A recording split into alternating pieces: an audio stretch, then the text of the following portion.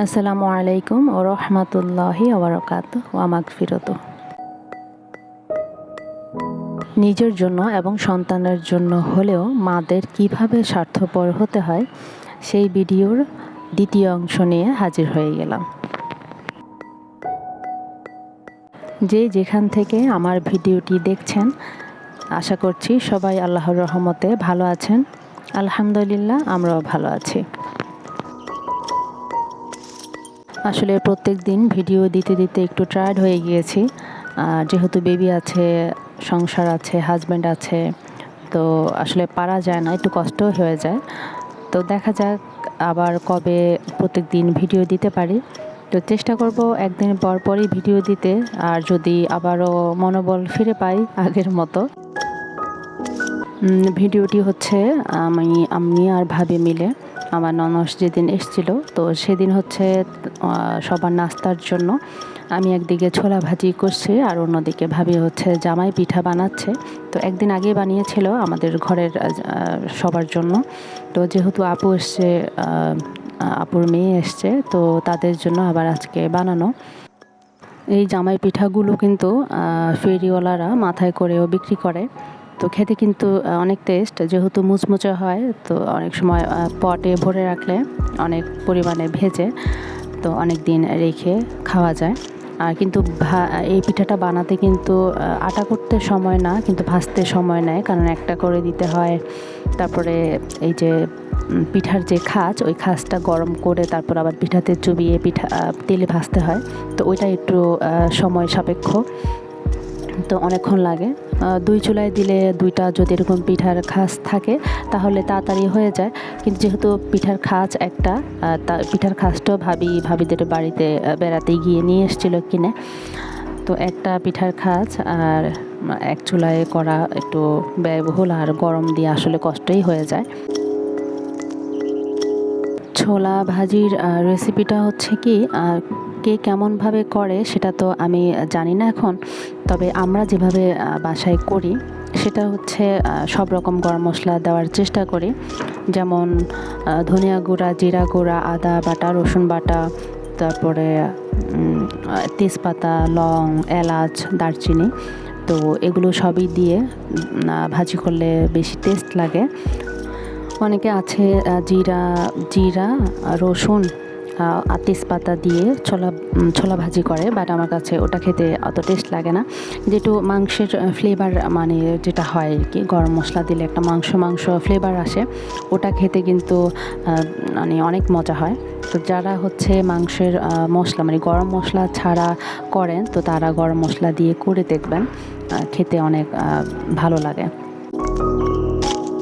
তাহলে সবাই দেখতে থাকুন রান্নাগুলো, পিঠা বানানো, আর আমি আমার মূল অংশে চলে যাই। ওই দিন আমি শেষ করেছিলাম যে সব স্ট্রেসকে আমরা ডিস্ট্রেস বলবো না। তো আসলে আমরা মা বাবারা কেউই বলতে পারি না যে আমাদের সন্তান লাইফের কোনো অংশে যে স্ট্রেসে থাকবে না, সেটা আমরা কেউ নিশ্চিত করে বলতে পারি না। একজন মা যখন বাচ্চার কেয়ার করতে করতে, যত্ন নিতে নিতে নিজেই ডিপ্রেশনে চলে যায়, মানে একদম কিছুই ভালো লাগে না, আর একই কাজ করতে করতে ভালো লাগে না, একই কাজ বাচ্চার প্রত্যেক দিন একই রুটিন, ভালো লাগে না, তখন না মানে বাচ্চারা তখন, মা বাবারা তখন প্যারেন্টিং যে একটা এনজয়ের ব্যাপার আছে সেটাই ভুলে যায়। তখন হাজব্যান্ডের সাথে দূরত্ব বাড়তে থাকে, ঝগড়াঝাটি হয় ছোটোখাটো কিছু ইস্যু নিয়েই। মানে আপনি যখন ডিপ্রেশনে চলে যাবেন, তখন আপনি আপনার বাচ্চার চোখের দিকে তাকিয়ে কথা বলতে ভুলে যাবেন, হাসতে ভুলে যাবেন, বাচ্চাকে একটু গান, কবিতা, গল্প শোনাতে ভুলে যাবেন। তখনই ওইটা হবে আমাদের বাচ্চার জন্য ডিস্ট্রেস। না হয় বাচ্চারা যখন কান্না করে, একটু অনেকক্ষণ ধরে কান্না করে, ওটা কিন্তু বাচ্চার জন্য ডিস্ট্রেস না, ওটা জাস্ট একটা স্ট্রেস হরমোন বাচ্চাদের বাড়তে থাকে, তখনই বাচ্চারা কান্না করে। কিন্তু আপনি যখন আদর করবেন, তখন তাদের এই স্ট্রেস হরমোনটা আস্তে আস্তে তাদের বেজ লেভেলে নেমে যাবে। অনেক রিসার্চে দেখা গেছে যে একটা ছোট বাচ্চা, মনে করুন বাচ্চার বয়স হতে পারে 2-3 মাস, যে বাচ্চাটা কি আর বুঝবে? ও কি আর দুনিয়ার হালচাল, দুনিয়ার আমাদের কথাবার্তা, চিল্লাচিল্লি, ঝগড়াঝাটি এগুলো তো আর কিছুই বোঝে না। ও তো জাস্ট শুয়ে আছে। তার কটে সে, তার বিছানায় সে শুয়ে আছে। সে তো এগুলো কিছুই বুঝবে না। আমি যখন নিজেও এই কথাটা শুনেছি তখন আমিও আসলে অবাক হয়ে গেছি যে আপনি যখন এই ছোট 2-3 মাসের বাচ্চাকে পাশে রেখে যখন অনবরত ঝগড়া করছি, চিল্লাচিল্লি করছি, তখন এই বাচ্চা, আমরা ভাবছি যে বাচ্চাটা হয়তো কিছুই বুঝতে পারছে না, বাট অবাক হলেও সত্য যে তখনই কিন্তু বাচ্চার স্ট্রেস হরমোনের পরিমাণ বাড়তে থাকে, অটোমেটিক্যালি বাড়তে থাকে। একটা বিষয় আমাদের সবার বোঝা উচিত, সেটা হচ্ছে একজন মা যখন ডিপ্রেশনে থাকে সেটা সবার আগে বুঝতে পারে হচ্ছে সন্তান। তাই মাদের নিজের আগে যত্ন নিতে হবে, নিজেকে সময় দিতে হবে, নিজেকে ফিট রাখতে হবে। বাচ্চা কাছে আপনি যাবেন, আমি যাব, কোলেও নিব, বাট 5টা মিনিট সময় চেয়ে নেন পরিবারের কাছ থেকে, পরিবারের মানুষের কাছ থেকে। একটু স্বার্থপর হন না। যদি আমরা স্বার্থপর না হতে পারি তাহলে আমরা হতাশায় ভুগব, প্যারেন্টিং বিষয়টা আমরা আসলে এনজয় করতে পারবো না।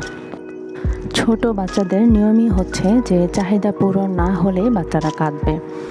আপনি বাচ্চার চাহিদা পূরণ করারও ট্রাই করব। হয়তো 5-7 মিনিট একটু দেরি হবে, তো তাহলে আমরা কেন বাচ্চার কান্নাকে ভয় পাচ্ছি অথবা পাবো? কেন মনে করছি যে কান্না করাতে বাচ্চাটির হয়তো খুব বড় ধরনের সমস্যা হয়ে যাচ্ছে, হয়তোবা হবে। এজন্য আপনি দৌড়ে গিয়ে বাচ্চাকে, নিজের কাজ ফেলে দৌড়ে গিয়ে সাথে সাথে বাচ্চাকে সময় দিচ্ছেন, যত্ন নিচ্ছেন। আসলে কি, বাচ্চার খারাপ আসলে কিছুই হবে না। এটা আমাদের মনের একটা ভুল ধারণা আর আশপাশের মানুষের কথার ভয়।